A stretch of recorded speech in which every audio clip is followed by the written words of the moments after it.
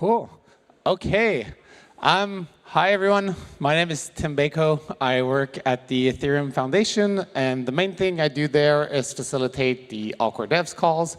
And today, I'm going to walk you through Ethereum governance. And yeah, spend about 25 minutes talking about that, if the clicker works. OK, let's try without it.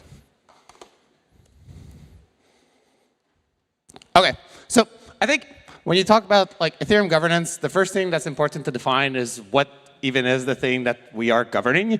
And I think of it in two layers. So the first part is the set of Ethereum protocol rules. And this is all of the list of instructions that are defining things like the yellow paper, the consensus specs, EIPs, that nodes on the network must follow if they want to be part of the Ethereum network. There's also some other kind of protocol rules that you can think of as nice to have, so things like networking, syncing, and APIs that are good for us to all agree on, but are not consensus critical in the same way.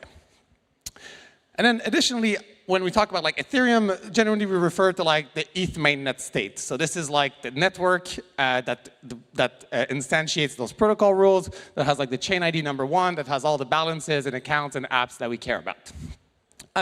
So high level, that's roughly what we think about when we talk about Ethereum governance. So most of my talk will be about who actually govern Ethereums and how.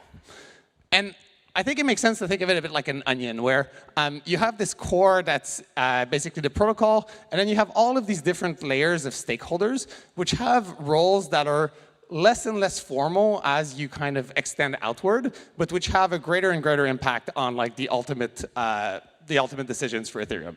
So I'll run through each of these layers and kind of walk through what their role is in the governance process. So the first kind of group here is core devs. And this is a term that's kind of hard to define, almost infamously so. And it's kind of a feature and not a bug that it is hard to define. And while I was preparing this talk, I was trying to explain why is it a good thing that we don't define this, and then Afri posted this on another project's GitHub explaining why it's a good thing, because they wanted to have a super formal definition. So I'll just leave it there because he did it much better than I could have. But high level, we have basically these 10 client teams that are based in a bunch of different types of organizations spread out across the world. In addition to that, we have a bunch of researchers from academia, from VCs, from companies. Some are anons. Obviously, the EF has a large number of them. And finally, we just have a bunch of people who show up randomly on the Discord. Some of them come for a while, contribute, and then leave. Some of them stick around. And that sort of mass of people ends up being what we think of as core developers. And I think one thing that is important, though, is that a lot, if not all of the significant work that happens, ends up happening in public. So most of the calls that we have are either live streamed or recorded and then uploaded, so anyone can watch them. And then a lot of the discussions about new features, new research ideas, and whatnot happens on public venues like ETH Magicians or ETH Research. So the next kind of layer up from this is EIP champions. So EIP stands for Ethereum Improvement Proposal, and this is the formal template you must follow if you want to submit a change to the Ethereum protocol. So anyone can do this. You go to eips.ethereum.org. There's a whole template that walks you through what you need to do. And I think the way to think about this is that the larger the change to the protocol is that you want to do, the more people you're going to have to involve and kind of bring along for the journey, given the sort of stakes that it is to change Ethereum. So in practice, if you're making a significant change to Ethereum, what you're going to want to do is coordinate this with all of these core developers, researchers, and kind of show why this is a valuable change to Ethereum. Who wants this? What did they get out of it? Show that it's safe, which is usually the hardest part, and generally create momentum around it to explain this is a change we should have now. And so under this, the resolution's not great, but there's a couple screenshots that I have. So the first is a little meme template that I made. When someone has a new EIP idea, they come on Awkward Devs, they present it, and then we find a DOS vector in it, which is a denial of service attack. And you can see the second screenshot is just a screenshot from Ethereum Magicians searching for DOS, and basically all of the recent EAPs around account abstraction, 4844, even beacon chain withdrawals have like extensive discussion on this. But if you work on your EIP, get the spec safe and secure, then eventually it might get included on chain. And so this last screenshot is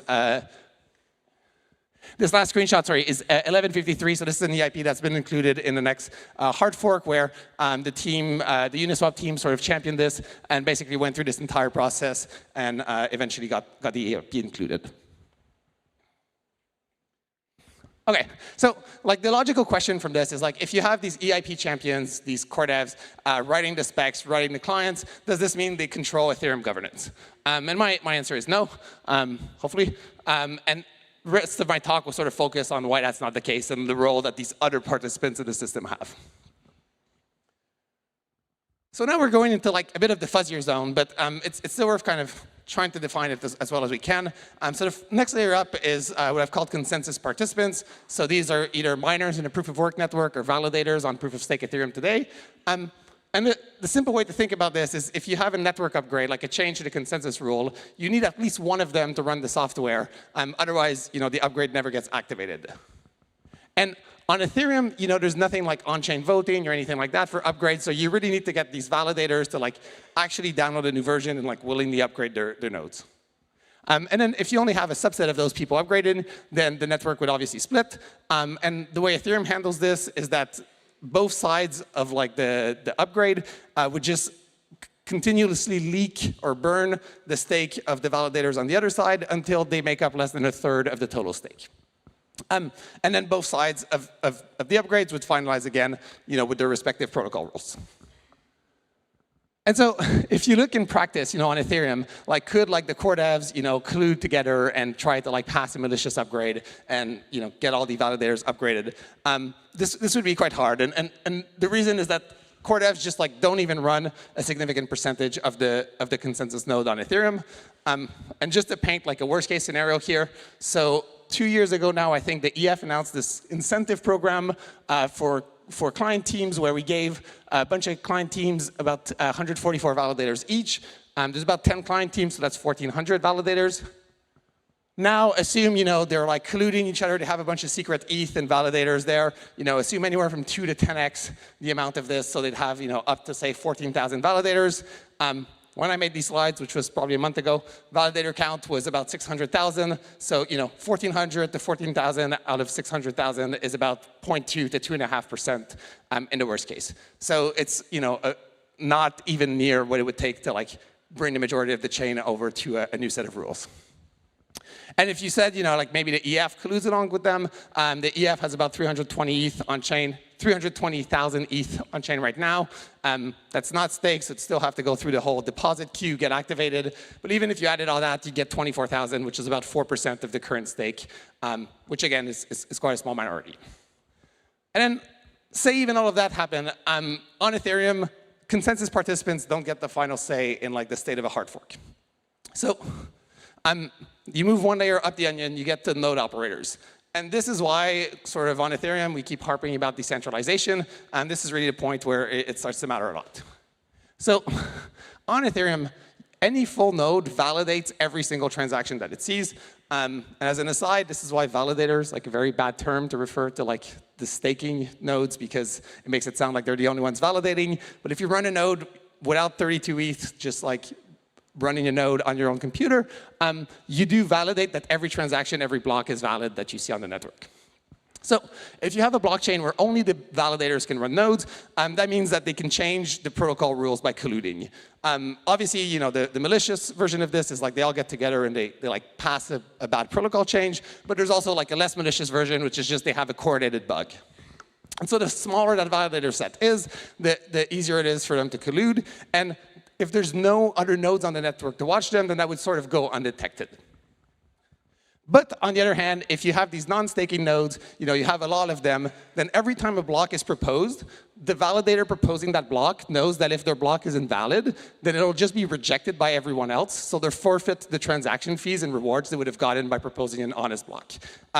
And this is kind of the thing that you give to the network when you run your own node, is you're able to tell all of the nodes that you're peering with whether the last block you've seen is valid or not, and whether you consider that part of like the Ethereum canonical chain. And again, you do this by validating it, which is kind of a weird term. So next layer up from the onion, users of Ethereum. And this thing usually comes up in the form of like, can a single project decide the outcome of a fork on Ethereum? And it's worth just like highlighting what happens exactly when Ethereum forks from the perspective of users and applications. So the state of the network at the fork would basically be duplicated on each chain. And the Ethereum state is effectively like the list of all the addresses, all their balances, all the contracts, and the code that's stored on it. So you can think of it as like all the Uniswap pools, all the NFTs, and whatnot. And so for some things, this is fine. Like, things can fork and just exist on both chains. We've seen this in the past with like ETH and ETH Classic. They can just have a different price. You can imagine a bunch of NFTs with data on chain that just continue existing. But there's a lot of projects that actually need to make a binary choice. So if you think of things like real-world assets, like stablecoins, they're kind of a pointer from a token on chain to like an actual dollar in a bank account. You need to figure out which of the pointers, maps to the actual dollar. Think of things like oracles and bridges, which you need to take kind of data or value from one place and sort of feed it into another place. So as a whole, if there is like a fork, the entirety of projects coordinating together can have like a huge say in which fork ends up being canonical. But that said, like a single project can't really move this entire equilibrium alone, right? They need to have like all the other projects move with them. Otherwise, it's kind of they're kind of alone in their own world. And this is where you sort of get on the outer layers of the onion, where it's a very fuzzy thing. There's no playbook. There's no like rule set by which projects would coordinate together. But if they choose to do so, and like all the users of Ethereum decide to move to a single fork, then it has like a huge say in like what we actually consider to be Ethereum. And lastly, like this is kind of my last layer, the community. Bankless people like to call this like layer 0. And at the end of the day, if you think of something like Ethereum or Bitcoin or USD, it's all kind of this system to which we agree has like certain property and certain rules. It's very easy to like define those in the happy cases. On Ethereum, we just saw we have the CIP process, network upgrades, and whatnot. But then when you hit these extreme cases, things like these contentious hard forks, things like potentially social slashing, there's not really like a single process you can follow, because the second order impacts of the decision start mattering way more than the actual decision itself. Like what do you do? What does the decision you make do in terms of credible neutrality, in terms of the platform stability?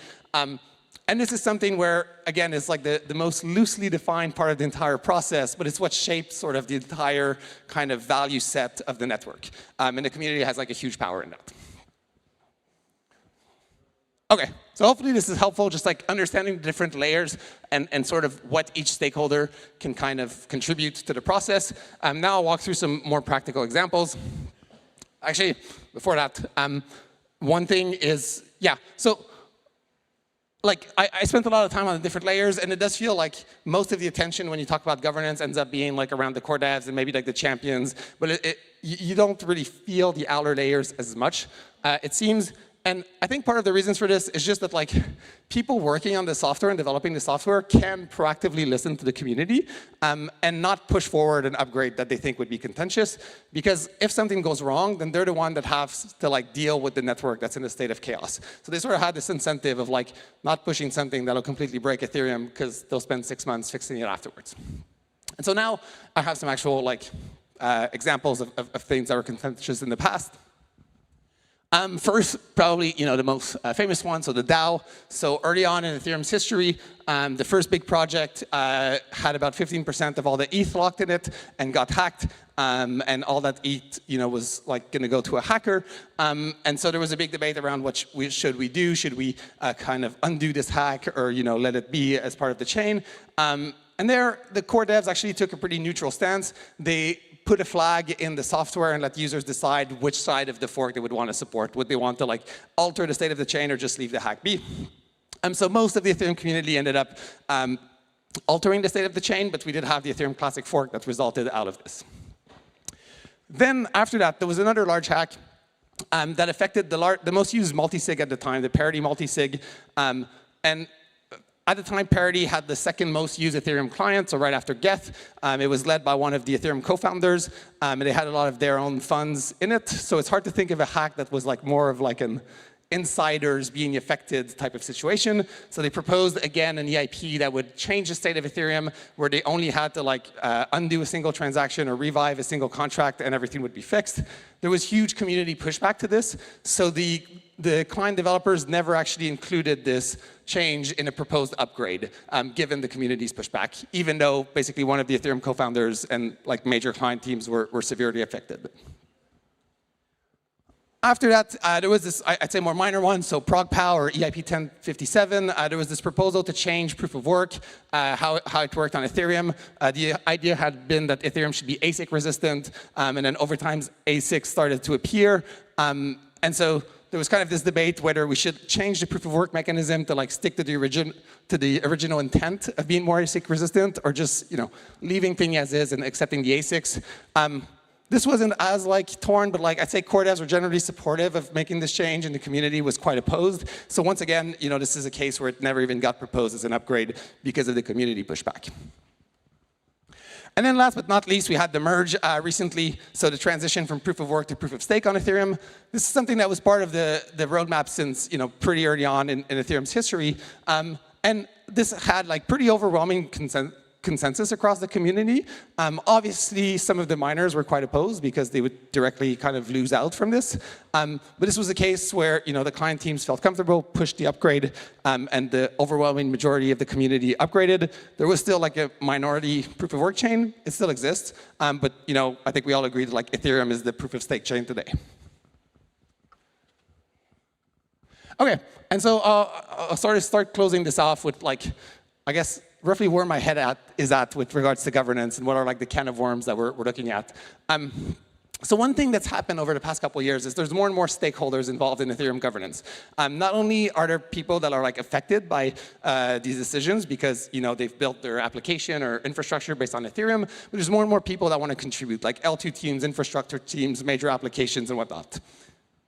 And then alongside that, we have what I've called like high-hanging fruits. So a lot of like the easy changes to Ethereum have been made. A lot of the things that we're thinking through now are like pretty complex and involve trade-offs, which you can reasonably like argue both sides for. So if you put both those things together, like there's more people you need to get to agree on like more complex things. You also have more at stake on the network as like there's more and more deployed on it. Then like, does this lead to ossification by default? Does it mean it'll just get slower and slower to change Ethereum? So I'm not sure what like this outcome is, but I think this is something that like as a community is worth thinking about and figuring out do we want Ethereum to ossify? If so, how? And are there things we want to do to potentially prevent that in both the short and long term? And so I think this is my last slide, but while I don't have like an answer to those big questions, there's like a couple small things we can do to like make things marginally better with the process. So these are just a couple updates with regards to like what we've been doing in governance over the past year or two. So first of all, since the merge, Ethereum proof of stake is now like fully part of the network, but it had a completely different specification format because it was developed differently. So we started aligning how EL and CL specs work together so that if you want to like make a change to Ethereum, it all follows the same process. We're not quite there, but we're making progress. They named the latest consensus specs Tim's vision because they started using EIPs. The other thing is we've been trying to just use more async ways of working that are a bit more permanent so that we can kind of track, support, and involve more people and not just rely on these synchronous calls to like make all the decisions. So we've been using like ETH Magicians a bit more. Third, like to try and not even answer some of like the bigger questions around governance and like long-term protocol maintenance, but understand the space we're operating in. The Ethereum Foundation has funded about 30 researchers this summer across a whole bunch of domains to just think about protocols as like a first-class like study discipline and try to understand how they work, what are their challenges, not just in blockchain, but across a whole array of domains. So that's called Summer of Protocols. You can check it out as well. And then there's still a bunch of other like to-dos or just open questions that myself and others are thinking through. So, should we split out the way that applications specify things through the ERC process from EIPs? We have this whole L2 roadmap for Ethereum. What are the points, if any, of like standardization that we should try to like push for so that L2s feel like Ethereum, but we can still have like a diverse ecosystem of L2s? And then I think the other question that comes up with things like liquid staking, restaking, MEV is like when applications reach a certain scale, they start to have impacts on like the actual protocol itself, and how do we actually manage this in each of these individual cases, but also in like a more general way. So yeah, that's all I had. I think I have 5 minutes left. Happy to take any questions. But yeah, thank you very much.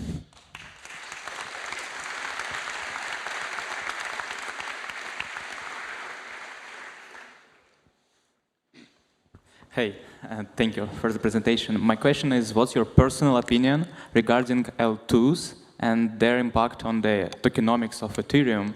Because I think they might decrease the demand on ETH token spent on gas. Okay.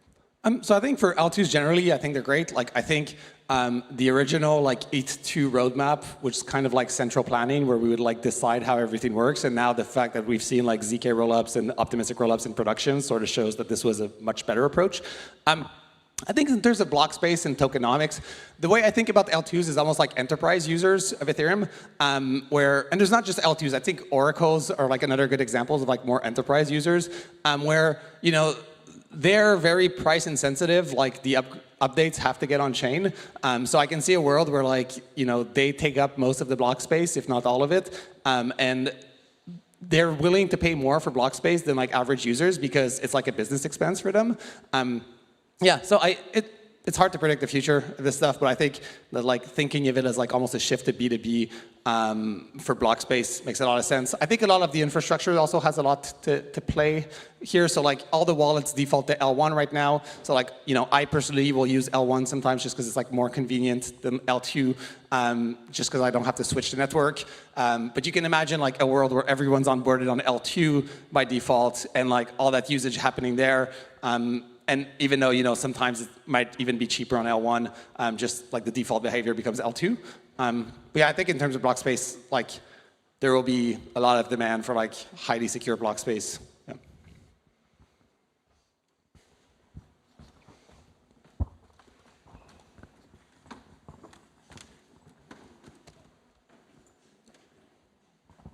Hello. How do you measure the community support or pushback? No single way. It changes every time.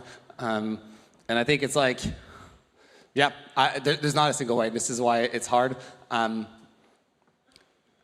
think at this point as well, it's almost like like I was saying, it's harder and harder to change because more and more people need to agree. So it's much easier to measure pushback, I guess. And yeah, I think like, there needs to be less and less pushback for something to go through, given like the stakes are higher, and yeah, people measure it in a bunch of different ways.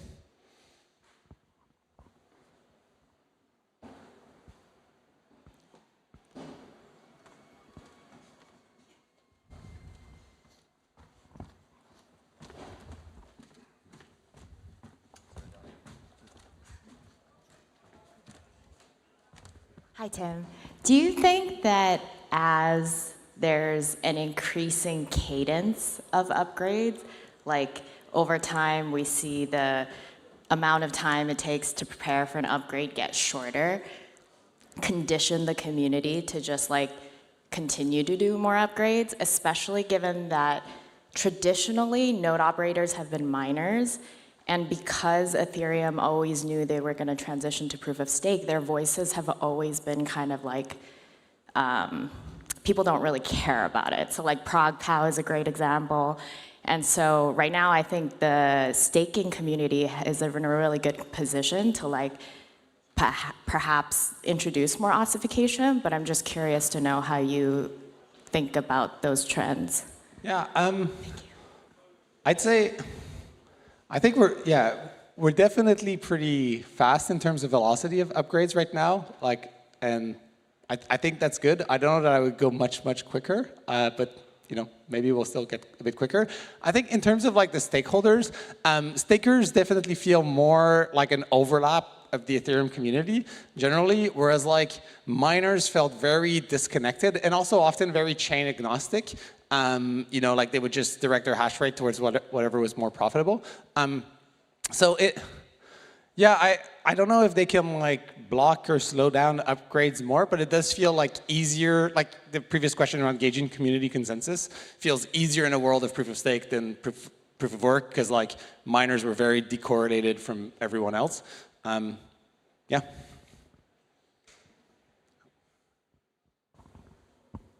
Okay, well, thank you very much, everyone.